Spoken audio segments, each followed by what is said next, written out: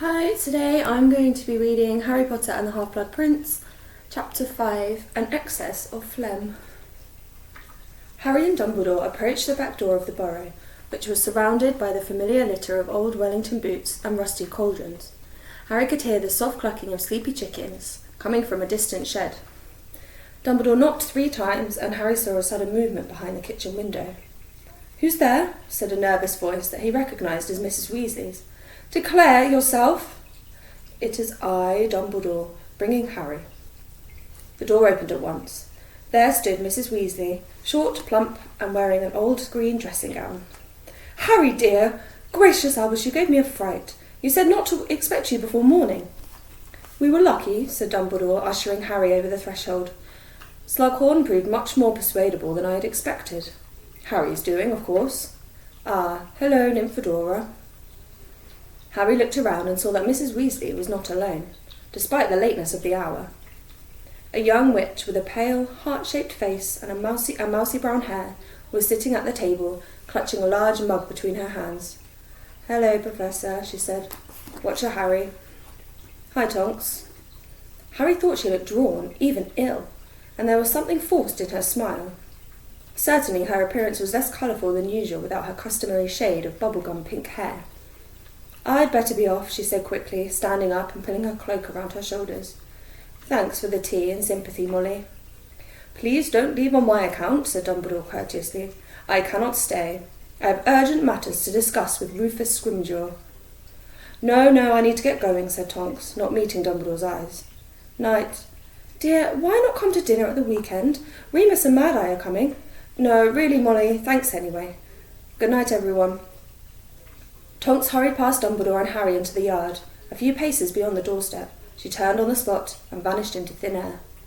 Harry noticed that Mrs. Weasley looked troubled. "Well, I shall see you at Hogwarts, Harry," said Dumbledore. "Take care of yourself. Molly, your servant." He made Mrs. Weasley a bow and followed Tonks, vanishing at precisely the same spot. Mrs. Weasley closed the door on the empty yard and then steered Harry by the shoulders into the full glow of the lantern on the table to examine his appearance. "You're like Ron," she sighed, looking him up and down. "Both of you look as though you've had stretching jinxes put on you. I swear Ron's grown 4 inches since I last bought him school robes. Are you hungry, Harry?" "Yeah, I am," said Harry, suddenly realising just how hungry he was. "Sit down, dear. I'll knock something up." As Harry sat down, a furry ginger cat with a squashed face jumped up onto his knees and settled there, purring. "So Hermione's here?" he asked happily as he tickled Crookshanks behind the ear. "Oh, yes, she arrived the day before yesterday," said Mrs. Weasley, rapping a large iron pot with her wand. It bounced onto the stove with a loud clang and began to bubble at once. "Everyone's in bed, of course. We didn't expect you for hours. Here you are." She tapped the pot again. It rose into the air, flew towards Harry and tipped over. Mrs. Weasley slid a bowl neatly beneath it, just in time to catch the stream of thick, steaming onion soup. "Bread, dear?" "Thanks, Mrs. Weasley." She waved her hand over her shoulder. A loaf of bread and a knife soared gracefully onto the table. As the loaf sliced itself and the soup pot dropped back onto the stove, Mrs. Weasley sat down opposite him. "So, you persuaded Horace Slughorn to take the job?" Harry nodded, his mouth so full of hot soup that he could not speak. "He taught Arthur and me," said Mrs. Weasley. "He was at Hogwarts for ages. Started around the same time as Dumbledore, I think. Did you like him?" His mouth now full of bread, Harry shrugged and gave a non-committal jerk of the head. "I know what you mean," said Mrs. Weasley, nodding wisely.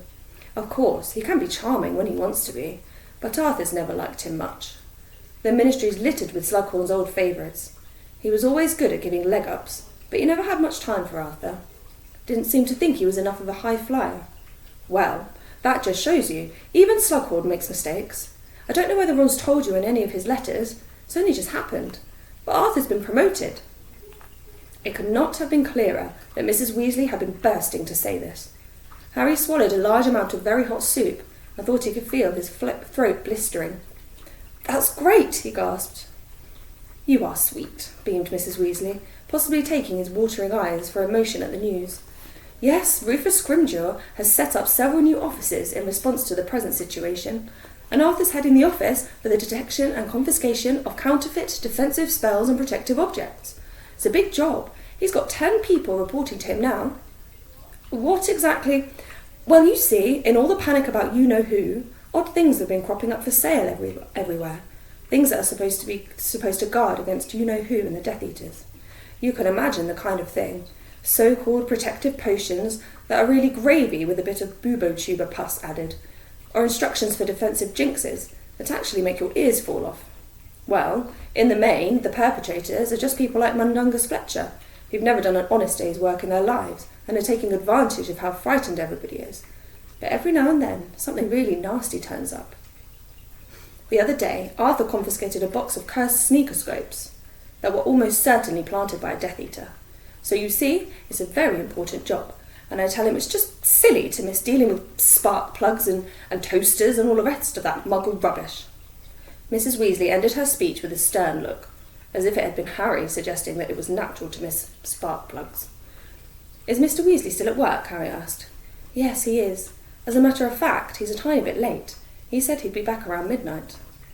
She turned to look at a large clock that was perched awkwardly on top of a pile of sheets in the washing basket at the end of the table. Harry recognised it at once. It had 9 hands, each inscribed with the name of a family member, and usually hung on the Weasley sitting room wall, though its current location suggested that Mrs. Weasley had taken to carrying it around the house with her. Every single one of its 9 hands was now pointing at mortal peril. It's been like that for a while now, said Mrs. Weasley, in an unconvincingly casual voice. Ever since you-know-who came back into the open. I suppose everybody's in mortal peril now. I don't think it can be just our family, but I don't know anyone else who's got a clock like this, so I can't check. Oh! With a sudden exclamation, she pointed at the clock's face. Mr. Weasley's hand had switched to travelling. He's coming! And sure enough, a moment later there was a knock on the back door. Mrs. Weasley jumped up and hurried to it. With one hand on the doorknob and her face pressed against the wood, she called softly, Arthur, is that you? Yes, came Mr. Weasley's weary voice, but I would say that, even if I were a Death Eater, dear. Ask the question. Oh, honestly. Molly. All right. What is your dearest ambition? To find out how aeroplanes stay up. Mrs. Weasley nodded and turned the doorknob, but apparently Mr. Weasley was holding tight to it on the other side, because the door remained firmly shut. Molly, I've got to ask you your question first. Arthur, really, this is just silly. What do you like to call me when we're alone together? Even by the dim light of the lantern, Harry could tell that Mrs. Weasley had turned bright red. He himself felt suddenly warm around the ears and neck, and hastily gulped soup, clattering his spoon as loudly as he could against the bowl. Molly Wobbles, whispered a mortified Mrs. Weasley into the crack at the edge of the door. Correct, said Mr. Weasley. Now you can let me in. Mrs. Weasley opened the door to reveal her husband, a thin, balding, red-haired wizard wearing horn-rimmed spectacles and a long and dusty travelling cloak. I still don't see why we have to go through that every time you come home, said Mrs. Weasley, still pink in the face as she helped her husband out of his cloak. I mean, a Death Eater might have forced the answer out of you before impersonating you. I know, dear, but it's ministry procedure, and I have to set an example. Something smells good. Onion soup. Mr. Weasley turned hopefully in the direction of the table. Harry, we didn't expect you until morning. They shook hands, and Mr. Weasley dropped into the chair beside Harry as Mrs. Weasley set a bowl of soup in front of him too. Thanks, Molly. It's been a tough night. Some idiots started selling metamorph medals. Just sling them around your neck and you'll be able to change your appearance at will. 100,000 disguises, all for 10 galleons. And what really happens when you put them on? Mostly you just turn a fairly unpleasant orange colour, but a couple of people have also sprouted tentacle-like warts all over their bodies, as if St. Mungo's didn't have enough to do already. It sounds like the sort of thing Fred and George would find funny, said Mrs. Weasley hesitantly. Are you sure? Of course I am, said Mr. Weasley. The boys wouldn't do anything like that now, not when people are desperate for protection. So is that why you're late? Metamorph medals? No, we got wind of a nasty backfiring jinx down in Elephant and Castle, but luckily the magical law enforcement squad have sorted it out by the time we got there. Harry stifled a yawn behind his hand. "Bed," said an undeceived Mrs. Weasley at once. "I've got Fred and George's room all ready for you. You'll have it to yourself." "Why, where are they?" "Oh, they're in Diagon Alley, sleeping in the little flat over their joke shop as they're so busy," said Mrs. Weasley. "I must say, I didn't approve at first, but they do seem to have a bit of a flair for business. Come on, dear, your trunk's already up there." "Night, Mr. Weasley," said Harry, pushing back his chair. Crookshanks leapt lightly from his lap and slunk out of the room. "Good night, Harry," said Mr. Weasley. Harry saw Mrs. Weasley glance at the clock in the washing basket as they left the kitchen. All the hands were once again at mortal peril. Fred and George's bedroom was on the second floor. Mrs. Weasley pointed her wand at a lamp on the bedside table, and it ignited at once, bathing the room in a pleasant golden glow. Though a large vase of flowers had been placed on a desk in front of a small window, their perfume could not disguise the lingering smell of what Harry thought was gunpowder. A considerable amount of floor space was devoted to a vast number of unmarked, sealed cardboard boxes, amongst which stood Harry's school trunk. The room looked as though it was being used as a temporary warehouse. Hedwig hooted happily at Harry from her perch on top of a large wardrobe, then took off through the window.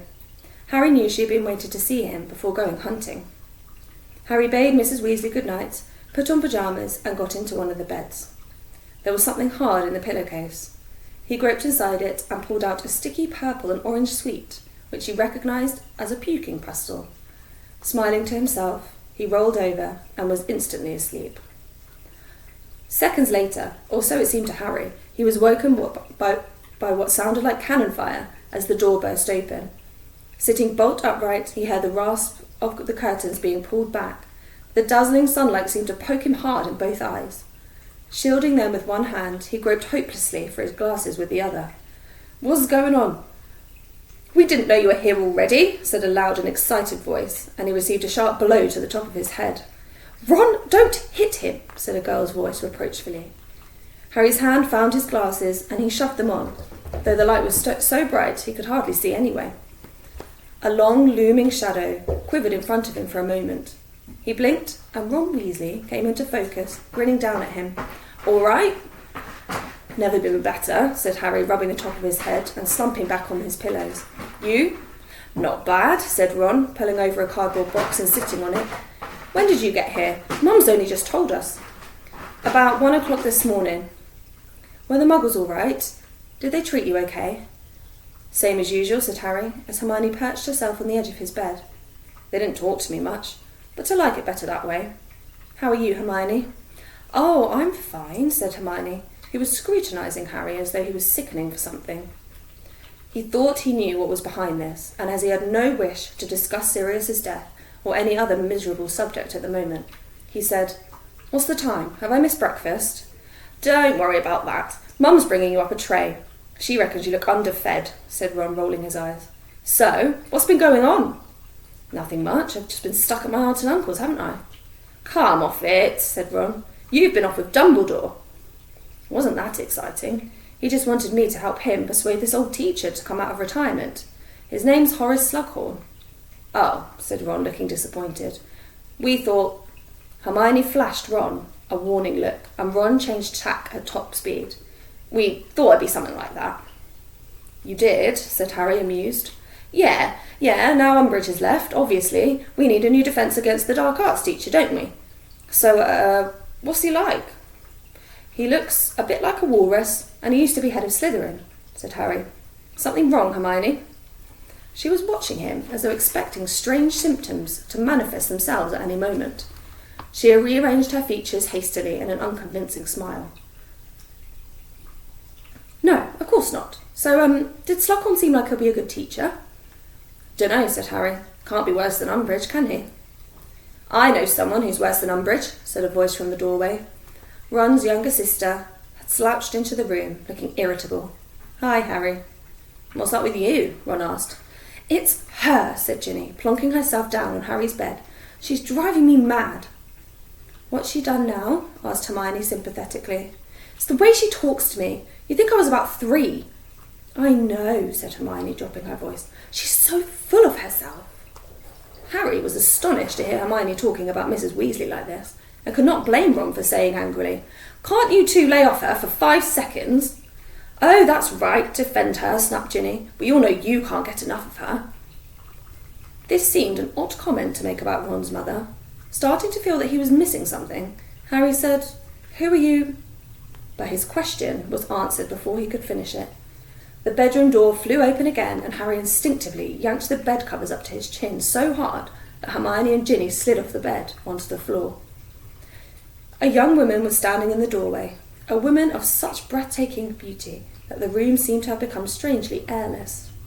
She was tall and willowy, with long blonde hair, and appeared to emanate a faint silvery glow. To complete this vision of perfection, she was carrying a heavily laden breakfast tray. "Harry," she said in a throaty voice, "it has been too long." As she swept over the threshold towards him, Mrs. Weasley was revealed bobbing along in her wake, looking rather cross. "There was no need to bring up the tray. I was just about to do it myself." "It was no trouble," said Fleur Delacour, setting the tray across Harry's knees and then swooping to kiss him on each cheek. He felt the places where her mouth had touched him burn. "I have been longing to see him. You remember my sister, Gabrielle? She never stops talking about Harry Potter. She will be delighted to see you again." "Oh, is she here too?" Harry croaked. No, silly boy," said Fleur with a tinkling laugh. "I mean next summer, when we... But you do not know?" Her great blue eyes widened, and she looked reproachfully at Mrs. Weasley, who said, "We hadn't got around to telling him yet." Fleur turned back to Harry, swinging her silvery sheet of hair so that it whipped Mrs. Weasley across the face. "Bill and I are going to be married." "Oh," said Harry blankly. He could not help noticing how Mrs. Weasley, Hermione and Ginny were all determinedly avoiding each other's gaze. "Wow, congratulations." She swooped down upon him and kissed him again. "Bill is very busy at the moment, working very hard, and I only work part-time at Gringotts for my English, so he brought me here for a few days to get to know his family properly. I was so pleased to hear you would be coming. There isn't much to do here, unless you like cooking and chickens. Well, enjoy your breakfast, Harry." With these words, she turned gracefully and seemed to float out of the room, closing the door quietly behind her. Mrs. Weasley made a noise that sounded like "Tch." "Mum hates her," said Ginny quietly. "I do not hate her," said Mrs. Weasley in a cross whisper. "I just think they've hurried into this engagement, that's all." "They've known each other a year," said Ron, who looked oddly groggy and was staring at the closed door. "Well, that's not very long. I know why it's happened, of course. It's all this uncertainty with you-know-who coming back. People think they might be dead tomorrow, so they're rushing all sorts of decisions that normally take time over. It was the same last time he was powerful. People were eloping left, right and centre. Including you and Dad," said Ginny slyly. "Yes, well, your father and I were made for each other. What was the point in waiting?" said Mrs. Weasley. "Whereas Bill and Fleur, well, what have they really got in common? He's a hard-working, down-to-earth sort of person, whereas she's—" "A cow," said Ginny, nodding. "But Bill's not that down-to-earth. He's a curse-breaker, isn't he? Likes a bit of adventure, a bit of glamour. I expect that's why he's gone for Phlegm." "Stop calling her that, Ginny," said Mrs. Weasley sharply, as Harry and Hermione laughed. "Well, I'd better get on. Eat your eggs while they're warm, Harry." Looking careworn, she left the room. Ron still seemed slightly punch-drunk. He was shaking his head experimentally like a dog, trying to rid its ears of water. "Don't you get used to her if she's staying in the same house?" Harry asked. "Well, you do," said Ron, "but if she jumps out at you unexpectedly, like then—" "It's pathetic," said Hermione furiously, striding away from Ron as far as she could go and turning to face him with her arms folded once she had reached the wall. "You don't really want her around forever?" Ginny asked Ron incredulously. When he merely shrugged, she said, "Well, Mum's going to put a stop to it if she can. I bet you anything." "How's she going to manage that?" said Harry. "She keeps trying to get Tonks round for dinner. I think she's hoping Bill will fall for Tonks instead. I hope he does. Much rather have her in the family." "Yeah, that'll work," said Ron sarcastically. "Listen, no bloke in his right mind's going to fancy Tonks when Fleur's around. I mean, Tonks is okay looking when she isn't doing stupid things to her hair and her nose, but—" "She's a damn sight nicer than Phlegm," said Ginny. "And she's more intelligent. She's an aura," said Hermione from the corner. "Fleur's not stupid. She was good enough to enter the Triwizard tournament," said Harry. Not you as well, said Hermione bitterly. I suppose you like the way Phlegm says, Harry, do you? Asked Ginny scornfully. No, said Harry, wishing he hadn't spoken. I was just saying, Fleur. I'd much rather have Tonks in the family, said Ginny. At least she's a laugh. She hasn't been much of a laugh lately, said Ron. Every time I've seen her, she'd look more like Moaning Myrtle. That's not fair, snapped Hermione. She still hasn't got over what happened. He was her cousin. Harry's heart sank. They had arrived at Sirius. He picked up a fork and began shoveling scrambled eggs into his mouth, hoping to deflect an invitation to join in this part of the conversation. Tonks and Sirius barely knew each other, said Ron. Sirius was in Azkaban half her life, and before that, their families never met. That's not the point, said Hermione. She thinks it was her fault he died. How does she work that one out? Asked Harry, in spite of himself. Well, she was fighting Bellatrix Lestrange, wasn't she? I think she feels that if only she had finished her off, Bellatrix couldn't have killed Sirius. That's stupid, said Ron. It's survivor's guilt, said Hermione. I know Lupin's tried to talk her round, but she's still really down. She's actually having trouble with her metamorphosing. She can't change her appearance like she used to, explained Hermione. I think her powers must have been affected by shock or something. I didn't know that could happen, said Harry. Nor did I, said Hermione. But I suppose if you're really depressed... The door opened again, and Mrs. Weasley popped her head in. Ginny, she whispered, come downstairs and help me with the lunch. I'm talking to this lot, said Ginny, outraged. Now, said Mrs. Weasley, and withdrew. She only wants me there so she doesn't have to be alone with Phlegm, said Ginny crossly. She swung her long hair around in a very good imitation of Fleur, and pranced across the room with her arms held aloft like a ballerina. You lot had better come down too quickly, she said, as she left.